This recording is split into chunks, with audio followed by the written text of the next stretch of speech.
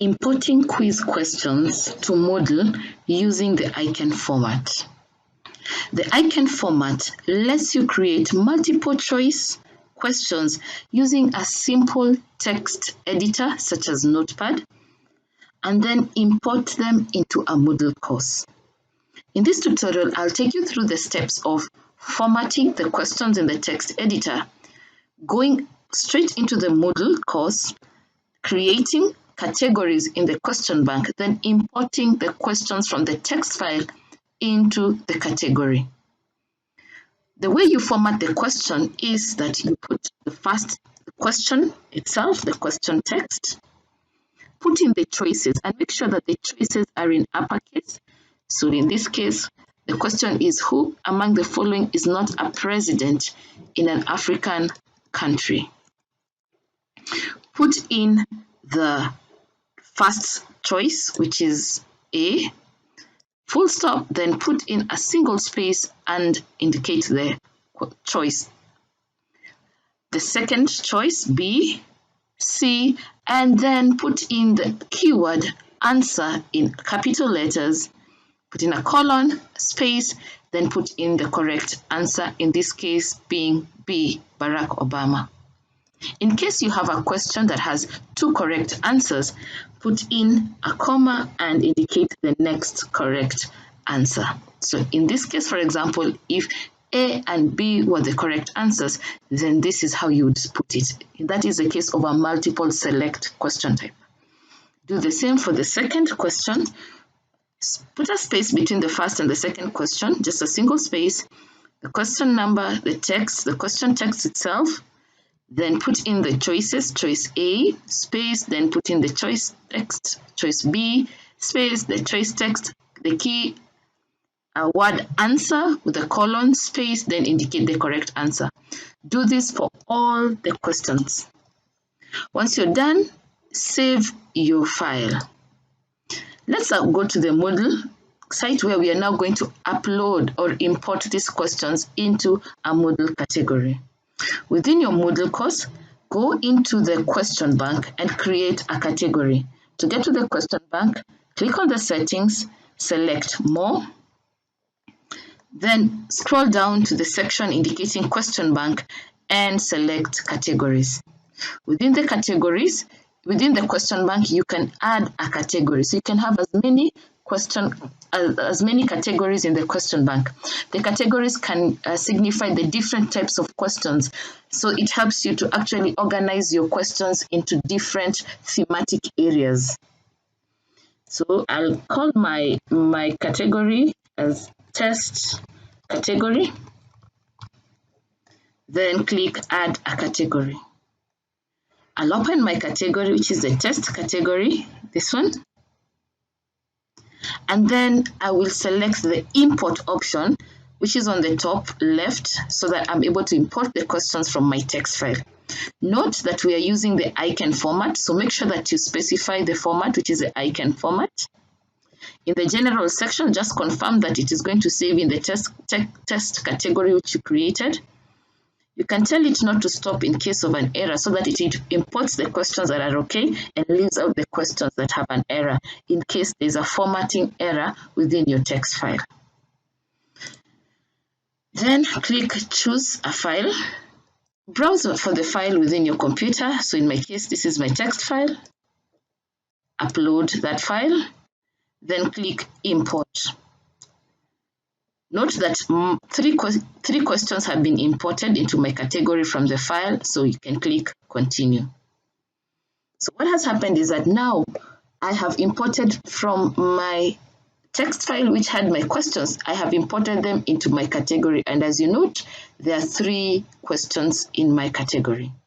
In case you may want to edit any specific questions or question, you can actually proceed to edit the question further. For example, I may want to edit this, maybe include additional information or edit the question or modify the question.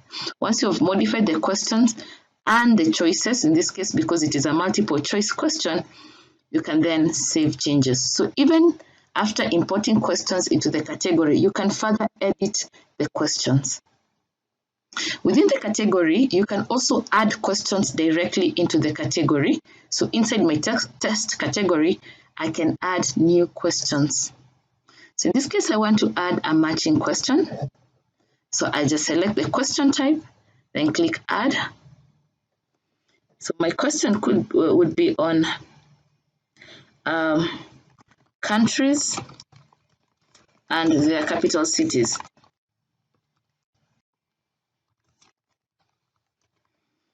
So the question would be match each of the country to its capital city. So this is the question. Then I can go and put in the matching options. So the first country would be Kenya, and the correct answer is Nairobi. So the system will shuffle for me.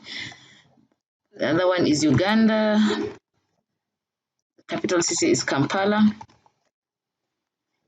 We have Ghana, Accra. You can add more options for matching. So let's go for Ethiopia. Don't seem to know the capital city of Ethiopia. So then there is, maybe we can add Congo. You can have the capital city there. So if you do know the capital city, you can indicate it. Then once you're done, you click Save Changes. So beyond just importing questions to the question category, you can actually directly add questions into the category. So it's always important to build your category with questions so that you can reuse them as often as you will be reusing the course, so you can easily construct a quiz. You can preview individual questions just to see how it looks like.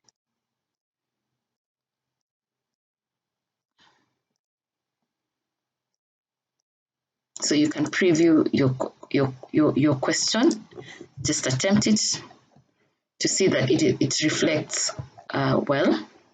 So you can close the preview once you've previewed your questions. So in the next step, let's go back to our course. We're now going to create a quiz and then add the questions from our category into the quiz. To add a quiz, click on make sure that you turn editing on. So in my case, editing is on. Proceed to the section of your course where you would want to add that particular quiz. So let me assume that I'm adding my quiz to the very last topic of my course. Here, so I'll click Add an Activity or Resource. Then I will select the option Quiz. Now when setting up a quiz, you must put in the quiz settings. So this is my test quiz. So the first setting is the timing, when you want the quiz to be attempted. So in my case, I may want it to be attempted on 9th May from 8 p.m. to 9 p.m. So the students will be able to attempt the quiz within that 1 hour. Within the hour, I may also want to time them so that they can only take 15 minutes to attempt the quiz. I can specify how I would want the system to behave in case the time elapses. So there are 3 options. The open attempts are submitted automatically. It means it submits what the student has attempted.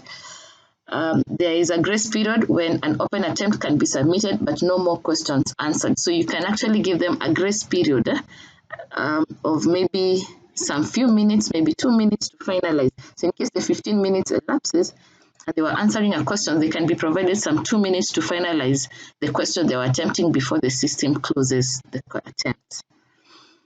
You can indicate the number of attempts that are allowed for the quiz.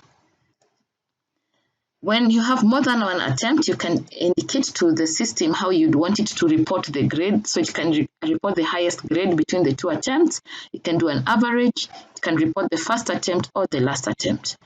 So you can, that is in the case where you have more than one attempt. In the layout, you can indicate to the system that you want it to present 1 or 2 questions per page to the learners. Most cases, every question per page is the best. Then you can also tell the system how to behave in terms of navigation. The free method allows students to be able to go back and review previously answered questions The sequential method of navigation does not allow students to go back to a previous question which they have already attempted. The question behavior, you can just leave it as deferred feedback, which is the default. In the review options, this is also very important. You can indicate to the system not to report the results of the students as long as they are still attempting the quiz. So you can uncheck all options and only check the last option after every student has attempted the quiz so that it releases the results to all the students. You can be able to restrict access to the quiz by group. It means you may be having groups in your course and you just want a specific group to access the quiz. So you can restrict and indicate that this particular quiz can only be attempted by members of a given group. In the activity completion, select show activity complete when certain conditions are met. Being a quiz, it is that the student must receive a grade so that the system can mark that the student has successfully completed the activity. Once you've put in all these settings, click on Save and Display. So we have put in our settings. So the next step is to add questions from our question bank categories. To do this, click on Add Question, then select the Add Link, and then select the option from Question Bank so that we can get questions from our question bank. To view the categories within your question bank, click on the drop-down and you will notice that if you had created several categories, they will be reflected there, including the number of questions that are in each category. So in my case, I want to pick questions from 2 categories. So I'll pick the first one, Nations in Africa. I'll be presented with the questions that are within that category. So I can select the questions that I want presented to the students. So I have picked these 4 questions in this category, then add them to the quiz. I can then also add questions from another category. So I picked from this category. So let me now pick from the test category. I will pick the matching question and maybe this question on Ethiopia, then add. So I have picked, my quiz has a total of 6 questions, 4 which have been picked from one category and another 4 from a different category. So that is it. We have added questions to our quiz and now our students can attempt the quiz. Before the students attempt the quiz, it is always important that you preview the quiz so that you're able to ascertain that the quiz presents itself well to the learners. So this is I'm currently previewing the quiz, going through the questions. Okay, so that's the first question. The second question. And you notice that the timer is running here. It has 14 minutes, 35 seconds. So it will be indicating to the students the amount of time left.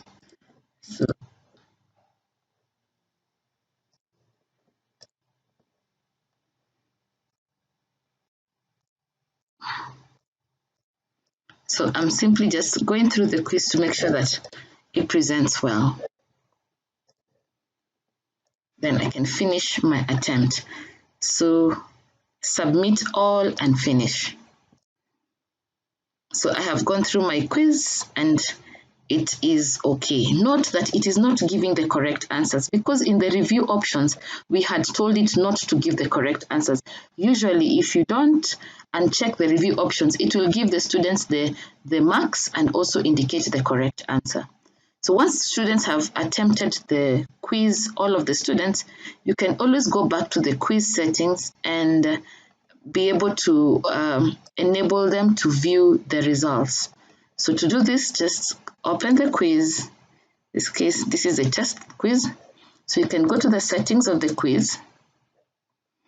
And under review options here, you can actually enable all this so that now the students are able to view their results. Okay.